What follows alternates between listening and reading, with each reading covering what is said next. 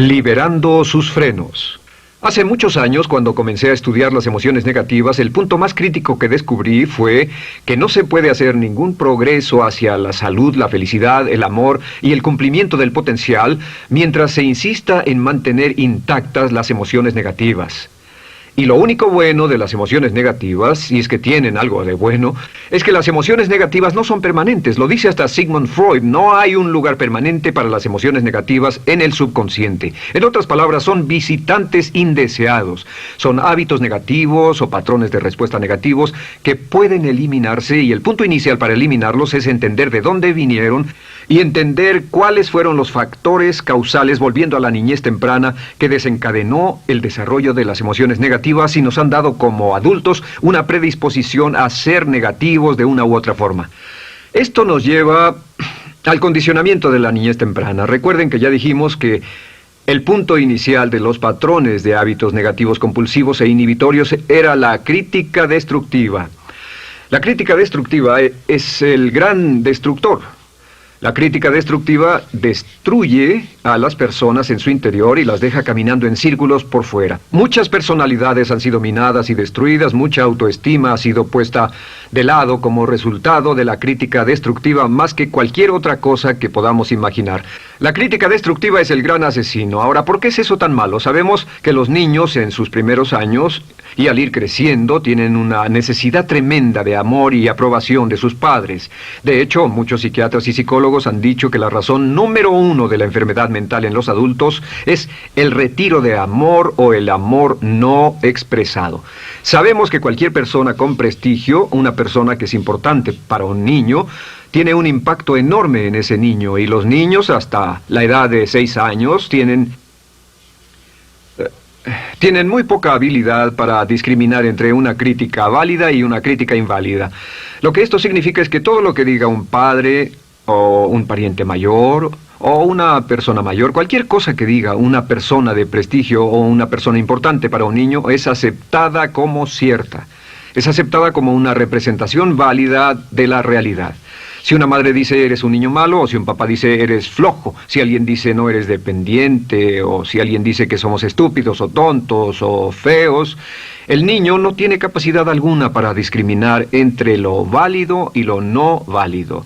Ese niño acepta eso como una verdadera representación de la realidad. Va más allá de la mente consciente, va directamente al subconsciente y ahí se queda. Muchos de nosotros como adultos aún estamos viviendo en base a la información negativa que recibimos cuando éramos niños. Y después como adultos, ¿qué decimos? Pues decimos así es como soy, o siempre he sido así, o algunas personas dirán, pues es de familia, tu padre era así, los hijos son así, tu madre era así, etc. ¿De dónde viene? Nada de estas cosas es de familia.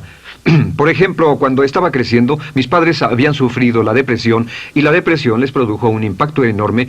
Y cuando hablábamos de comprar algo, lo recuerdo muy bien, mis padres se ponían muy tensos y decían, no podemos pagarlo, no podemos pagarlo, no podemos pagarlo, no podemos pagarlo. Tenían una mentalidad de carencia, esta mentalidad de no podemos pagarlo toda su vida. Y luego yo crecí y aunque nunca he experimentado la depresión, y la mayoría de ustedes, 10, 20, 30, 40 años después, aún estamos diciendo, no puedo pagarlo, no puedo pagarlo, no puedo pagarlo. Aún tomamos como base esas frases críticas, esas frases emocionales que usaban nuestros padres. Tal vez sus padres les decían como mi padre me decía a mí una y otra vez, nunca acabas lo que empiezas, nunca acabas lo que empiezas. Nunca acabas lo que empiezas. Eres un flojo, nunca acabas lo que empiezas. Y cuando fui adulto tuve muchos problemas para acabar lo que empezaba. Al acercarme al final de la tarea, comenzaba a sentirme ansioso y buscaba cualquier excusa por posponerla o retrasarla. El segundo factor que nos predispone a emociones negativas es la falta de amor. Sabemos que las personalidades de los niños se desarrollan al grado en que reciben una alta calidad y una alta cantidad de amor de sus padres. Existe una relación de 1 a 1 entre la cantidad de amor, la calidad de amor y una personalidad sana. Ese amor negado o la privación de amor es la causa clave de la infelicidad, la negatividad y la enfermedad mental en los adultos. Para que un niño se sienta realmente amado, el niño debe tener padres con buenos conceptos, y la mayoría de nosotros tuvimos padres que fueron víctimas de sus padres, que a su vez fueron víctimas de sus padres. Un escritor famoso dice que todo el mundo es víctima de una víctima. Todos son víctimas de víctimas. Nuestros padres quisieron criarnos de la mejor forma posible, pero ellos mismos fueron víctimas de víctimas. Y para que un niño se sienta realmente amado, deben existir 3 condiciones. La condición número 1 es: los padres deben amarse a sí mismos. Los padres deben amarse a sí mismos. Recuerden, nunca le podrán dar más amor a otros que el que sienten por sí mismos. Si no se aman a sí mismos, no pueden amar a sus hijos. Si tienen un poco de amor por sí mismos, deben difundirlo en sus hijos. Si tienen poco amor por sí mismos y es absorbido por sus esposos, entonces, a veces, aunque deseen amar a sus hijos, no tienen amor que darles. Sus padres querían amarlos y en muchos casos no tenían amor para darles. Y eso es porque nunca lo recibieron cuando crecieron. El segundo requisito es: los padres deben amarse mutuamente. Para que un niño crezca sintiendo confianza en sí mismo, crezca sintiéndose amado, a salvo y seguro, debe crecer en un ambiente donde los padres se amen. No hay nada que le dé más temor a un niño que crecer en un hogar donde los padres peleen entre sí, donde los padres no se amen, donde haya dificultades, porque el niño siempre tiene una tendencia, primero que nada, ser una víctima, pues al niño se le grita y se le vocifera, y entonces cree que la razón por la que mamá y papá pelean es su culpa. Ahora, una investigación interesante: como hay muchas familias de un solo padre, la investigación interesante muestra que cuando uno de los padres se va como resultado de una separación o un divorcio, los niños que quedan invariablemente están convencidos de que la razón por la que el otro padre se fue se debió a algo que él hizo. Y es importante que si un matrimonio o una relación va a terminar y uno se va a ir, que el padre que se quede les diga a los niños una y otra vez que la razón por la que la relación no funcionó no tuvo nada que ver con ellos. Solo tuvo que ver conmigo y con papá, conmigo y con mamá. No tiene nada que ver con el niño. El niño necesita oírlo muchas veces antes de que se sienta confiado y seguro. Y por supuesto, siempre es mejor que un niño sea criado por un padre que lo ama que por 2 padres que no se aman. Una tercera condición que debe cumplirse si no quiere que exista la falta de amor es que los padres deben amar al niño. Los padres deben amar al niño. Bueno, esto parece muy obvio y muy lógico. La verdad es que, y esto es lo más difícil para usted y para mí como adultos, que ni siquiera lo pensamos, que es posible que nuestros padres no nos quisieron. No porque no lo intentaran, querían amarnos y tenían la intención de hacerlo, desde luego, etcétera, etcétera, pero simplemente como tenían conflictos mutuos y problemas sin resolver con sus padres, y sufrieron la guerra y la depresión, tenían que hacer carrera y otras responsabilidades, nunca lo lograron totalmente. ¿Entienden? Esa fue la dificultad. Lo deseaban, pero nunca lo lograron. La única forma en que puede amarse a un niño es pasando una gran cantidad y calidad de tiempo con el niño. Tiempo en gran cantidad y calidad con el niño. 10 minutos al día no bastan. Los niños se consideran valiosos según el grado en que las personas más importantes en su vida pasen tiempo con ellos. Si las personas más importantes en su vida, sus padres, solo pasan poco tiempo con ellos, los niños concluyen que la razón para ello es que tienen muchos defectos, que hay algo esencialmente malo en ellos y que por eso sus padres no pasan más tiempo con ellos. Los niños no piensan con la razón, lo hacen en forma emocional. Solo piensan: mi padre está aquí, me ama, y si no pasa tiempo conmigo, él o ella no me aman. Y si cualquiera de esas 3 condiciones existió o más cuando estaba creciendo, los padres no se amaban a sí mismos, o no se amaban mutuamente, o tal vez no lo amaban porque nunca lo lograron, aunque querían, entonces usted debe haber crecido en conjunción con la crítica destructiva que se llama culpa. ¿Y qué es la culpa? Pues simplemente la culpa es un sentimiento de no valer mucho. ¿De dónde sacamos este sentimiento? Lo obtenemos cuando continuamente gente importante nos critica en nuestra vida y simultáneamente no nos dan el amor que necesitamos. Sentimos que no valemos mucho o que no valemos nada. Y un sentimiento de culpa nos lleva a un sentimiento de falta de mérito, falta de valor y culpa.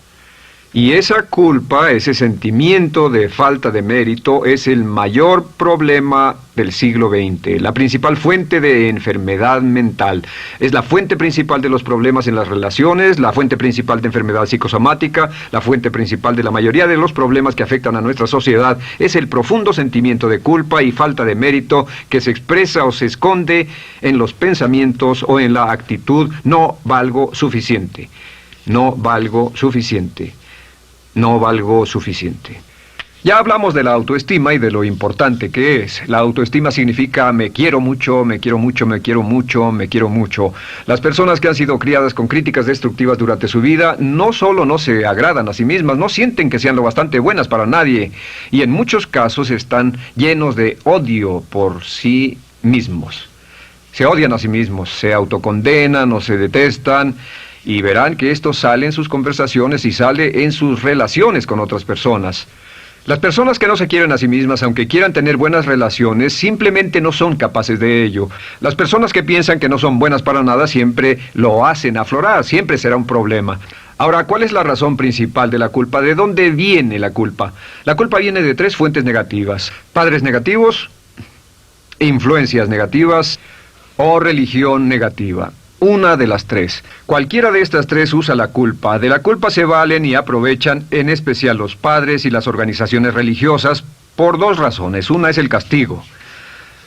La culpa se usa para castigarnos. Cuando estamos creciendo, el castigar es la forma más fácil de hacer que uno se sienta mal.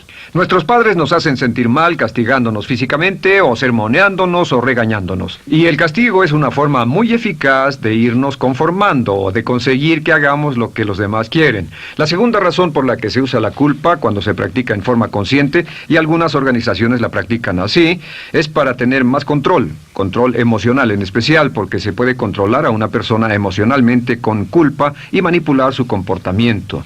Hay muchas organizaciones que usan la culpa como una herramienta de control y manipulación. Si puede controlar a las personas con suficiente fuerza y en forma emocional, puede conseguir su dinero, puede conseguir su tiempo, puede conseguir su compromiso, demandar sus recursos, etc. Muchas organizaciones usan la culpa para aplicar un castigo. Muchas organizaciones de caridad que se anuncian por televisión, en especial las de causas benéficas que involucran a niños o a personas incapacitadas, usan un sentimiento de culpa. A usted le va tan bien que debe sentirse culpable por estas personas que sufren. O envíenos algo de dinero y eso se encargará de su culpa por un momento hasta que lo incluyamos en nuestra lista de correo, etc. Y la culpa es un estándar. ¿Por qué se usa tan comúnmente? Pues primero que nada porque casi todos nosotros la tenemos en mayor o menor grado. Y número 2, es fácil. La culpa es fácil. ¿Por qué nuestros padres la usan con nosotros? ¿Por qué nuestras madres la usan con nosotros? Nuestras madres pueden controlarnos con la culpa en un cuarto repleto. Nuestra madre puede controlarnos a miles de kilómetros por teléfono. Los padres usan la culpa en sus hijos porque sus padres usaban la culpa en ellos y así sucesivamente. Es lo más fácil. No existe un esfuerzo físico. Puede hacerse con una mirada o de reojo o una palabra. Ya sabe que las personas siempre buscan lo más fácil. Esté alerta. Ustedes han sido criados en un ambiente donde se les ha hecho sentir culpa y casi todos lo vivimos. Debemos entender que la culpa es como una letrina o bacterias emocionales negativas que se colocan en la raíz de su psique o su subconsciente y activan todas las demás emociones negativas: furia, odio, envidia, resentimiento, frustración y duda, temor, etcétera. Las crea y las activa a todas, y la forma para en realidad deshacerse del centro es exorcizarlo, extirparlo. Y es lo que vamos a hacer el resto de esta sesión. Primero, ¿cómo podemos saber si nos criaron con sentimientos de culpa? Bien, a esto le llamamos la manifestación adulta de la culpa. Manifestación adulta de la culpa. Puede saber, probándose a sí mismo, ¿cuánto de esto tiene? Número 1, la manifestación adulta de la culpa es que tiene sentimientos de inferioridad, sentimientos de inadaptabilidad y de no merecer las cosas. No siente que merezca que le pasen cosas buenas. Si una persona ha sido criada con crítica destructiva y se le hace sentir culpa, entonces cuando logra éxito, aún con un tremendo esfuerzo, tiene una tendencia terrible de sentir que no se lo merece. A esto se le llama, por cierto, temor al éxito. El temor al éxito es solo otra forma de decir que la persona que ha estado condicionada a pensar de sí misma como poco valiosa o no lo bastante buena, se siente muy incómoda cuando experimenta el éxito. Se siente muy tensa y a disgusto. Realmente si sienten demasiada tensión, comienzan a aspirar cocaína, a beber demasiado alcohol, se enredarán en comportamientos autodestructivos, tendrán una sensación tremenda de ansiedad, como si alguien fuera a descubrir algo de ellos. Hay un libro en la librería que dice, si me está yendo tan bien, ¿por qué me siento como un impostor? Tienen el llamado síndrome del impostor. ¿Alguna vez ha tenido éxito en algo y la gente ha ido a usted a decirle, vaya, hiciste un excelente trabajo, o eso es maravilloso, aunque haya sido muy duro para usted, y sintió que los demás iban a descubrir, siente como que, es decir, que iban a descubrir que realmente no es bueno, que solo fue un fraude, solo un accidente, y por supuesto es lo que dice, fue coincidencia, fue un accidente, la verdad, no sé ni cómo lo hice. Hacen todo lo posible por huir de ese sentimiento de inferioridad y de no merecer las cosas. Estén muy alertas. La segunda manifestación adulta de la culpa es la autocrítica destructiva. Hay una línea de un gran poeta que dice, aquellos a quienes se les hace mal, hacen mal a su vez. Los niños a muy temprana edad, a veces a la edad de 2 o 3 años, comienzan a menospreciarse, se desgarran, hasta se golpean y se castigan físicamente si se les critica demasiado. Siempre dicen el equivalente de no valgo suficiente o no soy muy bueno, y se castigan a sí mismos. Y la crítica destructiva es un síntoma real de un sentimiento escondido de culpa e insuficiencia. El número 3 es que fácilmente manipuladas por la culpa, las personas pueden jalar sus cordones de culpa en forma muy simple. Realmente vemos que existen dos tipos de personas en el mundo, los lanzadores de culpa y los receptores de culpa. Invariablemente, estas personas se atraen mutuamente. Y por supuesto el lanzador de culpa es la persona que se identifica con el padre que lanzó la culpa y el receptor es la persona que se identifica con el que atrapó la culpa. Pero los lanzadores y los receptores de culpa se unen, se equilibran perfectamente, se establecen y forman una nueva generación de lanzadores y receptores de culpa. Podemos decir que usted es fácilmente manipulado por la culpa, porque ha estado muy bien condicionado. Su jefe puede tirar de su cordón de culpa, una persona en un autobús puede tirar de su cordón de culpa, una sobrecargo puede tirar de su cordón de culpa. Esté muy alerta a esto. La cuarta manifestación de culpa es que usted la usa. Usa la culpa y culpa a otro generosamente. ¿Por qué? Pues si ha funcionado en usted, la hará funcionar en ellos. Le parecerá que es un intercambio, un trato muy justo. Usa la culpa y la culpabilidad y se convierte en la base de sus relaciones con los demás. Cuando algo sale mal, les echa la culpa a ellos. Algo sale mal, culpa a alguien más. En cuanto hay un problema, busca a quién culpar. Un experimento muy interesante con la cámara escondida hace algunos años, fue que hicieron una plancha de hielo y la pusieron en la acera sin que nadie los viera. No hacía mucho frío, pero lo hicieron y observaron cómo reaccionaban las personas cuando pasaban por ahí, cuando caminaban por ahí, llegaban a esa plancha de hielo, se desequilibraban y se resbalaban, y lo primero que hacían era observar a la persona más cercana a ellos, enojados, verdaderamente furiosos, en otras palabras, buscaban a quién culpar. Y si no había nadie cerca de donde habían caído, se levantaban otra vez, miraban a su alrededor, no había nadie y entonces pateaban el piso, pateaban con fuerza y se iban. Nuestra tendencia natural cuando algo sale mal es buscar a alguien o algo a quien culpar, en especial si nos criaron con una culpa continua. Y la quinta manifestación es lo que llamamos lenguaje víctima. Ahora recuerden que hablamos sobre la ley de concentración. Dice, lo que siembras cosecharás. También dice, si usas lenguaje de víctima, mantienes viva la culpa, la refuerzas, la edificas, la cultivas, la utilizas. El lenguaje víctima es lenguaje como no puedo, no puedo, no puedo. Cuando dice no puedo, no puedo, no puedo, envía un mensaje a su mente subconsciente y la mente subconsciente comprende que está inhabilitado, que no tiene control, que es una víctima. Y cuando desea poder hacer algo, su mente subconsciente retroalimenta su mensaje y dice no puedes, no puedes. Y lo segundo que dice es tengo que, y otra vez no tengo control, no estoy a cargo. Pero existe otra expresión del lenguaje víctima que debemos evitar, y es esta, trataré. Trataré, sea lo que sea, trataré. ¿Qué significan las palabras trataré? Pues déjenme decirles qué significan. Significan voy a fracasar y lo digo anticipadamente para que no me vengan con represalias. En otras palabras, dice trataré de llegar a tiempo, pero lo que está diciendo es tal vez llegue tarde y no pueden reclamarme porque dije que trataría. Cuando una persona dice trataré, está disculpando su fracaso por anticipado. Si fuera al doctor y el doctor lo examinara, lo auscultara y le dijera, pues está en pésimas condiciones, tendremos que intervenir, debemos llevarlo al hospital ahora mismo, me sorprende que haya llegado aquí. Usted dirá, bueno doctor, espero que haga un buen trabajo. Y él dice, trataré. Si él dice eso, usted seguramente buscará otro médico. O si va a un abogado. Lo culpan de algo y va a un abogado y le presenta su caso y dice, oiga, va a defenderme, y él dice, trataré. ¿Qué está diciendo? Está diciendo, escuche, he estudiado el caso y por lo que veo no hay mucha esperanza, pero lo tomaré de todos modos. Trataré son los que tratan de conseguir que les pague por anticipado. Otro juego de palabras que no debe usar. Por cierto, con respecto a trataré, lo que debe decir es lo haré o no lo haré. No trataré. Si alguna vez en nuestro negocio, tenemos un negocio muy activo, si llamamos a alguien y le pedimos alguna cosa o algún trabajo y dice trataré de conseguirlo para el viernes o trataré de terminarlo a tiempo, al instante sabemos que lo que quiere decir es que quiere sentirse libre, no comprometerse.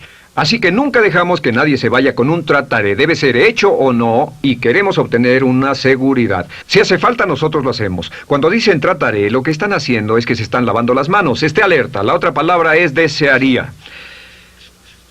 Dicen que un deseo es una esperanza o una meta sin energía detrás. Desearía. ¿Qué significa un deseo? Desearía significa que me gustaría tener algo, pero sé que nunca lo podré tener. Cuando dice desearía bajar de peso, ¿qué significa?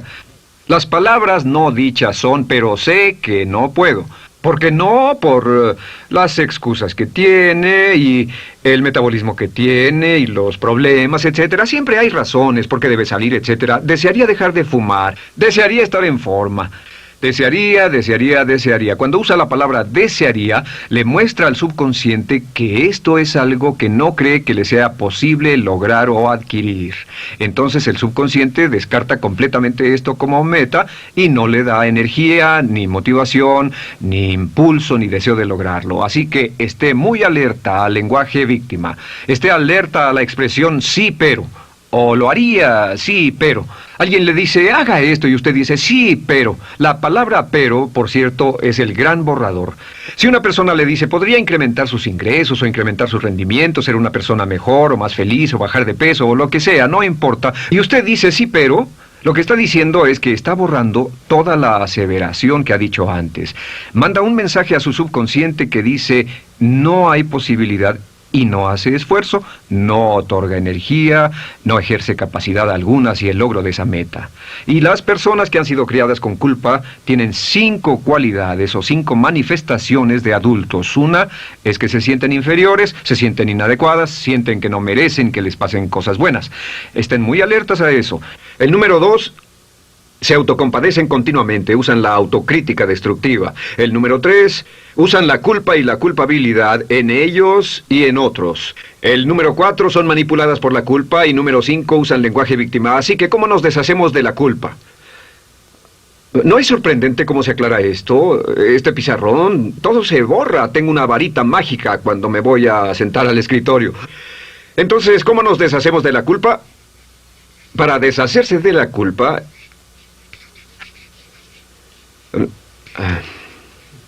este es el proceso. Tiene algunos pasos importantes. Número 1, el primero de la lista, elimine la autocrítica. Elimine la crítica autodestructiva. En otras palabras, nunca diga nada destructivamente crítico de usted mismo. No lo diga. Esta es la regla básica. El subconsciente acepta lo que diga usted como cierto, como un mandato. Así que no diga nada de sí mismo que no desee sinceramente que sea cierto. No diga estoy cansado, estoy gordo. No diga no puedo o debo. No diga nada a menos que quiera que sea cierto. Las palabras que van después de la palabra yo son las palabras que su subconsciente registra como mandatos, excepto cuando dice yo desearía o lo intentaré. Así que elimine la crítica destructiva. Siempre hable en términos positivos sobre usted. Me gusta mi persona, puedo hacerlo, lo haré, escogí hacerlo, pero nunca diga no, no puedo. Número 2 es no dejarse manejar por la culpa. Rehúse ser manejado por la culpa. Porque cada vez que le permita a alguien que lo manipule por la culpa, ¿sabe qué pasa? Refuerza y hace más poderoso el efecto de la influencia de la culpa en su vida. Cuando yo crecí, debo decir que yo crecí en una familia que estaba muy influenciada por la religión negativa. Realmente mi madre, Dios la bendiga, tenía un cinturón negro en el pecado e hizo un trabajo verdaderamente soberbio en ello. Y yo tardé en sobreponerme. Cuando me casé con Bárbara, ella también venía del mismo tipo de familia y recapacitamos. Hay una hermosa respuesta cuando uno de los dos caía de nuevo en los viejos patrones. Decía, no tratas de hacerme sentir culpable, ¿o sí? No tratas de hacerme sentir culpable, ¿o sí? Solo diga, no tratas de hacerme sentir culpable, ¿o sí? Y no deje que las personas lo manipulen usando la culpa. El número 3, no use la culpa o la culpabilidad y anuncie que no va a usarla. No la use en otras personas y permita que sus hijos o su cónyuge digan lo mismo. No tratas de hacerme sentir culpable, ¿o sí? Repítalo una y otra vez. Y si la otra persona le dice eso es lo que trato, contéstele no va a funcionar. Y no funcionará. Es que la culpa solo funciona mientras usted no sepa que está siendo usada en usted. El número 4 es lo que llamamos la ley del perdón. Es la más importante de todas. Realmente es el centro, es el meollo de toda esta sesión. La ley del perdón simplemente dice que usted está sano mentalmente hasta el grado en que pueda perdonar libremente y olvidar las ofensas. Que su habilidad para perdonar a los demás es la clave que determina su felicidad y su éxito en la vida. Su habilidad para perdonar a los demás es la única forma de eliminar la culpa. Su disponibilidad para perdonar a los demás y olvidar ofensas es el determinante más importante de si usted está o no totalmente integrado y es un adulto que funciona como ser humano. Porque la tendencia de culpar y de guardar rencores es una tendencia patológica infantil que la poseen todas las personas que están enfermas mentalmente. La habilidad para olvidar, para perdonar libremente, es la marca del ser humano realmente iluminado. Ahora, acepte eso como real. Hay 4 personas a las que debe perdonar. Número 1, perdone a sus padres. Perdone a sus padres por todo lo que le hayan hecho para herirlo. La mayoría de nuestras investigaciones muestran que casi todos nuestros problemas como adultos se remontan a no estar dispuestos o no poder perdonar a nuestros padres por algo que hicieron que nos hirió. Perdónelos un 100%, escríbales, llámeles por teléfono, dígales, o cuando menos perdónelos en su corazón, pero perdone a sus padres. Número 2, perdone a los otros. Perdone a todos los demás. Perdone a todos los que lo hayan herido de algún modo, por cualquier cosa, y déjelo así. Ahora, hay muchos que dicen no puedo perdonar a esa persona por lo terrible que me hizo. Pero recuerde esto, el perdón es perfectamente egoísta. El perdón no tiene nada que ver con la otra persona, solo tiene que ver con su paz mental y con su propia integridad mental. Número 3, perdónese a sí mismo.